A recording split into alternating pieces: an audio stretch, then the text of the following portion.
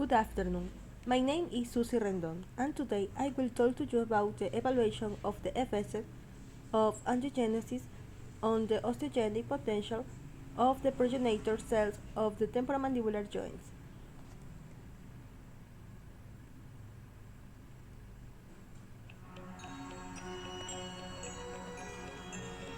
Angiogenesis is a vital process that facilitates tumor growth and survival.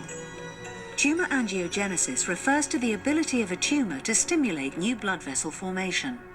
This critical step in tumor development enables tumor expansion, local invasion, and metastasis through delivery of oxygen, nutrients, and survival factors, production of growth factors that benefit tumor cells, and providing a route for tumor cell egress. There are several important factors in angiogenesis, one of which is vascular endothelial growth factor, VEGF, which promotes endothelial cell proliferation and migration.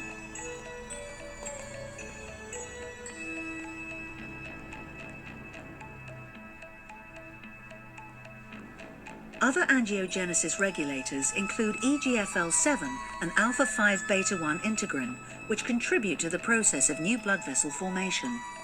This process is facilitated through extracellular matrix, endothelial cell interactions. EGFL7 and alpha-5 beta-1 integrin expression is detected in growing vessels, including tumor vessels. Genentech Bio-Oncology is researching new ways to inhibit tumor vascular growth and survival. The main objective of tissue engineering is to create a way to repair lost tissue and restore its functions. The study of angiogenesis and the osteoblastic functions of the stem cells allow the recovery of the temporomandibular joints to be a gold standard in the dentistry, so it is necessary to evaluate its effect and potential in tissue regenerations. Application in odontology. Stem cells. When hearing the two words together, stem cells, most of us would think of cells residing inside the stem of plants. But in reality, stem cells are cells that divide to produce specialized other cells in order to replace the worn-out ones and maintain homeostasis. Think of it like a branch of a tree on which leaves, fruits, and small branches emerge. Stem cells work just as similar. Specialized cells are differentiated from its precursor stem cells to maintain the body's internal environment. Until now, two kinds of stem cells of human sources have been known: embryonic stem cells and adult stem cells. Embryonic stem cell has the ability to differentiate into any necessary type of body cells, while adult stem cell has limited differentiation of cells specific only to its tissue origin. To avoid the ethical issue in research, embryonic stem cell can be recreated by replacing the egg cell's haploid genome with adult's diploid genome, as in the case of the cloned sheep Dolly, or by introducing several iPS genes into an adult skin cell. The most common example a biology student could give of adult stem cell is that of blood cells. If we are hiking on the top of a snowy mountain, the rising demand for oxygen from our body is met as soon as our kidney responds by secreting a type of hormone into the blood.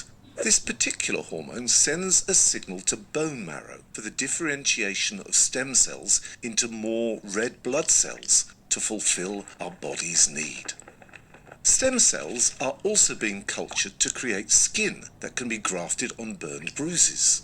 Another example of cultured stem cell is cultured meat. The meat grown in a lab may be considerably more beneficial to our health and environment than conventional meat. In addition, plants are also possible to be created in labs by providing a specific amount of nutrients and growth factors for the undifferentiated, non-specialized stem cells to start generating shoots and roots. Well, sometimes it can suffer degenerative bones damage that can be treated with the stem cell technique. Well, we'll talk to you about the application on odontology. Stem cell treatment in dentistry has assisted in optimal tissue recovery, and although this treatment can be expensive, it is considered the gold standard for tissue recovery as it regenerates naturally.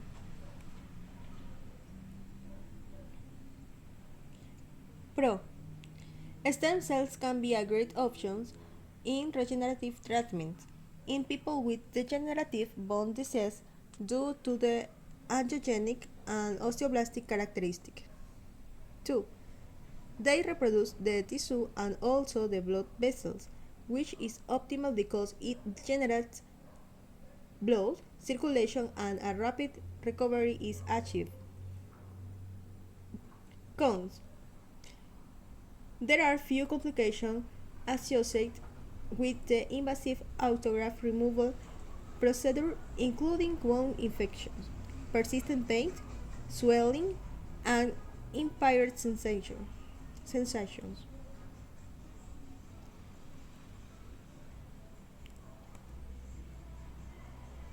Let's look at our animation model. We'll call her Sue.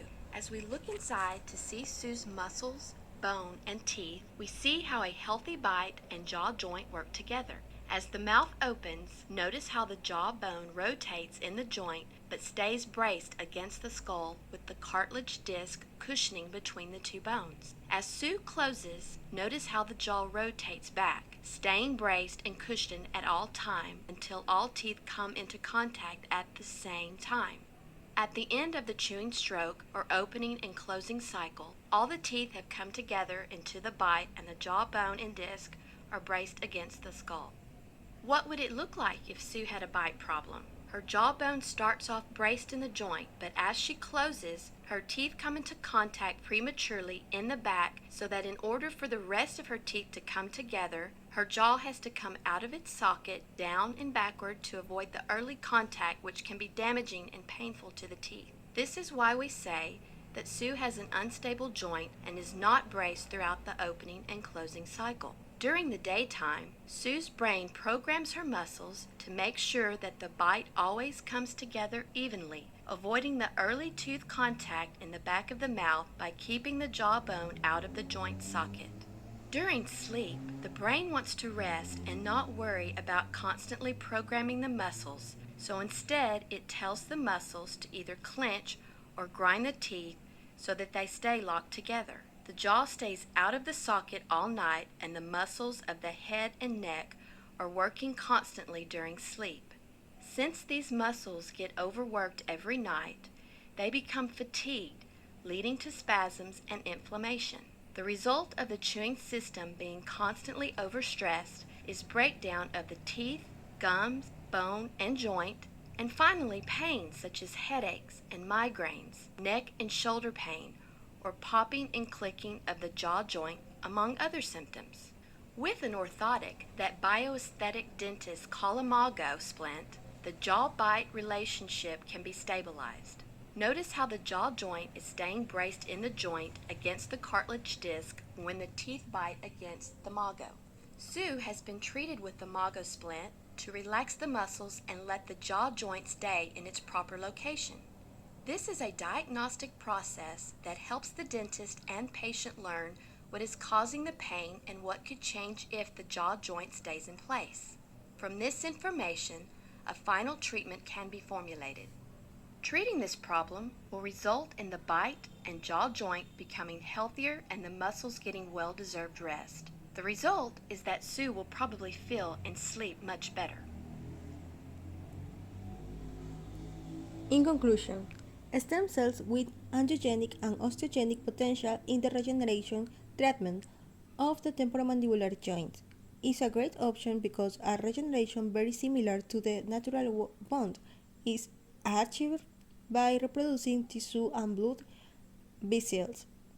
However, it is necessary to continue advancing in research to reproduce the effect adverse. Effect, it is also important that in Ecuador more stem cells banks are opened in agreement with Social Security to ensure that people of different social status can access this dental service for less. Thank you.